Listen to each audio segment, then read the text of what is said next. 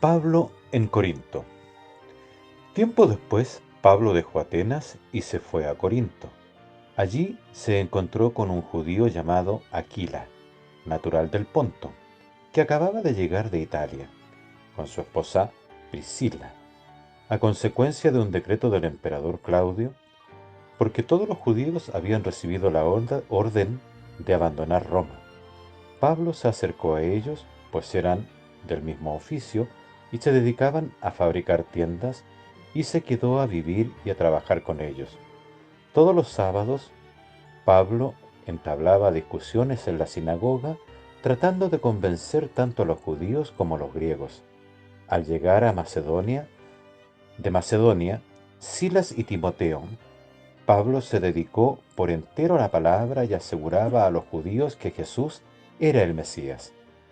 Como se oponían y le respondían con insultos, se sacudió el polvo de sus vestidos mientras les decía: nada tengo ya que ver con lo que les suceda. Ustedes son los únicos responsables. En adelante me dirigiré a los paganos.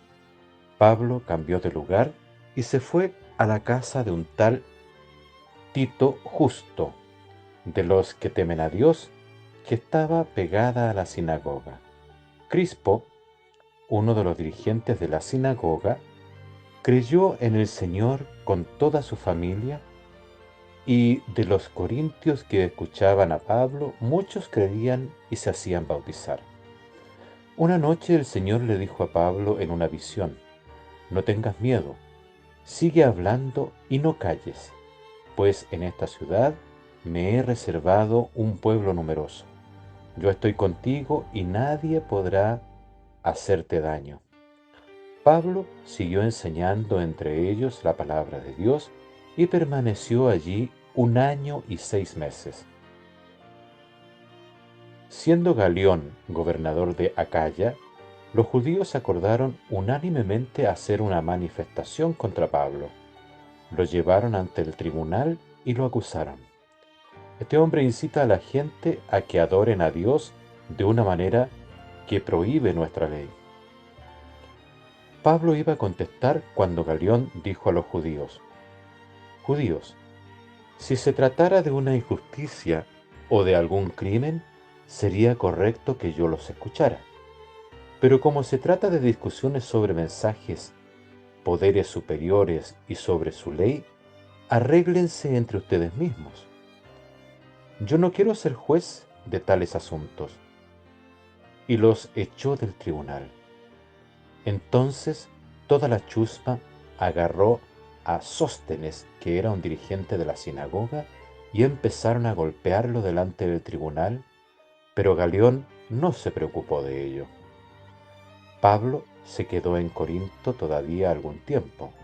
Después se despidió de los hermanos y se embarcó para Siria, acompañado por Priscila y Aquila. Había hecho un voto y solamente en el puerto de Cancreas se cortó el pelo. Así fue como llegaron a Efeso, y allí dejó que ellos se fueran.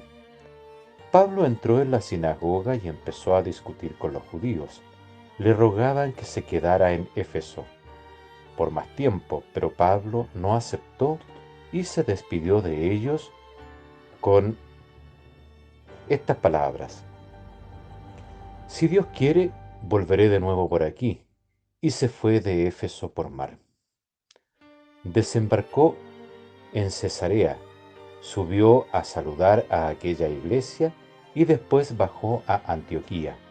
Permaneció allí por algún tiempo y luego se fue a recorrer una ciudad tras otras, las regiones de Galacia y Frigia, fortaleciendo a los discípulos. Un judío llamado Apolo, natural de Alejandría, había llegado a Éfeso. Era un orador elocuente y muy entendido en las Escrituras.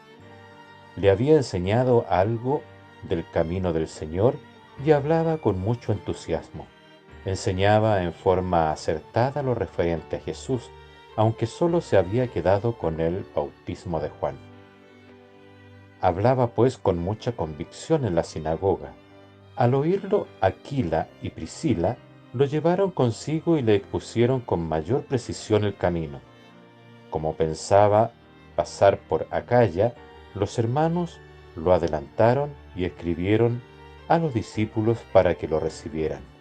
De hecho, cuando llegó, ayudó muchísimo a los que la gracia de Dios había llevado a la fe, pues rebatía públicamente y con gran acierto a los judíos, mostrando con las escrituras que Jesús es el Mesías.